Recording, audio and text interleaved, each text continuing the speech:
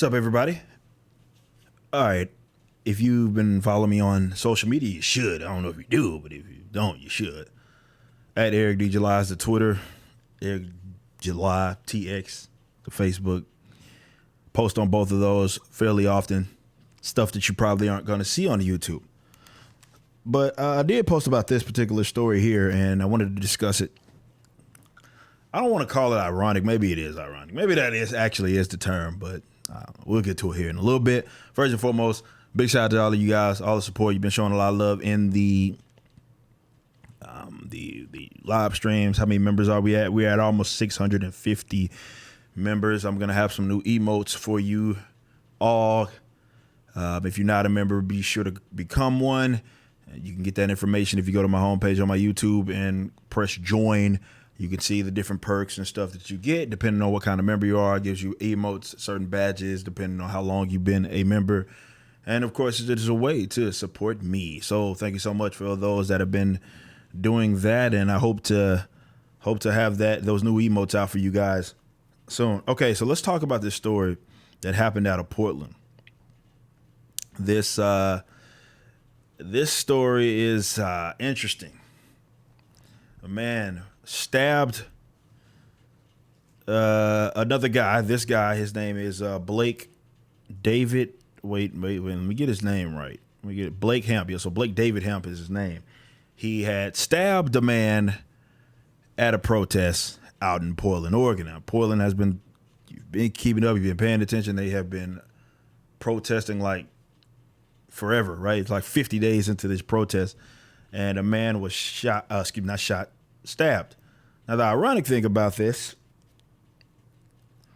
if there is to be an ironic thing, the protests are happening because of police brutality, Black Lives Matter, all of that, and the man that he stabbed was a black man. It was a black man that he had stabbed. He's a black Trump supporter, actually. So did he stab him because he was a Trump supporter? It did look like, if you've seen the videos and, you know, from all accounts point to this man was following him around. This Blake Hemp guy was following him around. As this article notes, it's called the guy that got stabbed. He did show the wound right here. It does kind of show Blake David Hemp here. It's his jail record. If you want to go follow the guy that was stabbed, what is his name on? What is it? It is Space Force USA _. He's a black Trump supporter. He's been getting all these sort of supports. The guy, there was like other, I guess, fellow protesters there who did drag the man after they saw that it happened. I don't know why my dog seems to want to get pet right now. You understand I'm doing a video, right, boy? Oh, my God. You got to get down, boy. I'm doing a video. It's not about you. I'm recording a video. Oh, my God. Dog, spoiled rotten, man.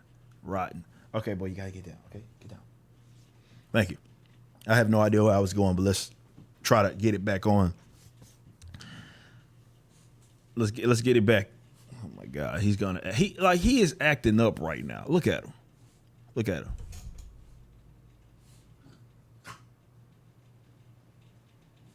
He's being ridiculous. Anyway, so black man was stabbed. Was he stabbed because he's a Trump supporter? Maybe. I think it's if there is to be an ironic point, you can point to the fact that a white man stabbed a black man at a protest centered around protecting or coming in defense and seeking justice for black folk. Take that for whatever way that you may. Now, this man, the thing that gets very interesting about this guy, and I know other people had reported it, that there's another guy by the name of Blake David Hemp, same name, and this guy is 43. He's 43 years of age. Man, he's got old cats out here protesting, huh? So he's 43, and there's a man that out in New Hampshire by the same exact name, and he was 30 at the time of sentencing, which all of this happened between 2006, 2007. This article was written in 2008. This is where he finally got 41 months in prison. and he got caught with CP. And his name is Blake David Hampton. He's out of New Hampshire, so it's on the other side of the country. But is it that guy? We don't. Some people are already reporting it, but I don't think it's been like stone cold confirmation. But he does have the same exact name, and he's the same age, right? So when he was sentenced back in 2008. He was sentenced back in 2008, which would have put him. And he was 30 then, right? So that would put him in the same exact age group in 2008. You're talking 12 years, so he'd be 42, 43 years old. And that's the age of the man that if you go here, more so over here, you can see that this is same age group. So it's pointing to the fact that that's it's the same guy.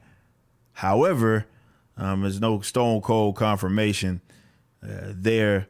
So I don't want to just say that. I say it looks like it may be the same guy, but I'm not going to say it is the same guy. Either way, stabbing someone ain't cool. And he has been arrested on $250,000 bail for felony assault, which is really high. But, hey, he stabbed a man. And if it does come back to be the same guy, I will say that this is now this is the next case that I found of, I think I've got like 2 or 3 more, right? Where same thing, a guy who had already been convicted before of like some sort of pedophilia or some weird thing like that. And he was participating in one of these protests. I'm not saying that all guys that participate in protests are pedos. That's not what I'm saying. I'm just saying, take that for whatever way that you make. Boy, I am straight man. I don't want to play with the ball. So I just wanted to relay that message over to you. Black man was stabbed by a white man at a Black Lives Matter rally, and I'm pretty sure he was the white man. I saw the videos. You can go watch that. Some guys caught video of his actual arrest. One of my colleagues over at Blaze TV caught the actual arrest. And, man, these guys are something else, huh? Out here stabbing black dudes at Black Lives Matter protests. You got to call it irony. But unfortunately, people are out here getting injured during these protests. I don't like that. And I think it's worth highlighting because we need to stop pretending like there aren't opportunistic people that are part of these protests. As I mentioned in a couple of videos ago, it's either this one or two things. Either the people that are housing these protests, or if there is anybody, the groups are not big enough to stop the people that seek to do violence to other people, including other protesters, as well as property damage, which has happened more than the sheer just violence. Either they aren't big enough to actually address that, and or it's not enough of them to address that and suppress that. Because since Minneapolis thing, that's all we've been seeing. People protest. You got these group of people let's say they are peaceful and generally in their protest, but then there's an extension of them that have just destroyed property. Seeing this in Portland right now, and Seattle as well. So when you see that happening, and it keeps happening, you have to wonder, why is it happening? Is every protester a communistic guy that seeks to destroy property? No, but like I said, either they're not that strong, they're not that organized to prevent that, because plenty of other people are going to have protests and rallies, and none of this stuff is a problem. Yet it seems to be attached to these protests where this happens. But the other thing, number two, maybe they're authorizing it. Maybe they don't trip about it. Maybe this is something that they feel like comes with the cause and they're about it. And that right there would be a very unfortunate situation. But we can't sit up here and be honest with the conversation if we keep pretending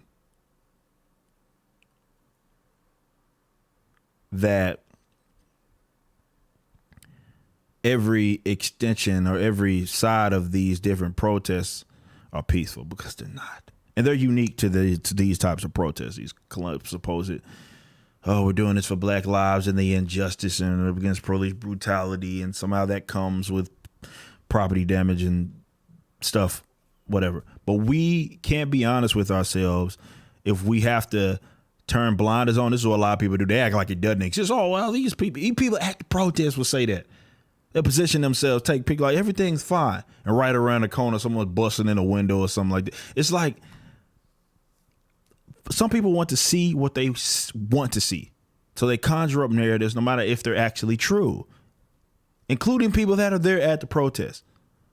And it's not necessary. We can actually rid the movement of those bad actors if we address that. But as long as people want to shy away and say and try to present it as if all of these people are just kumbaya, it'll continue to be an issue.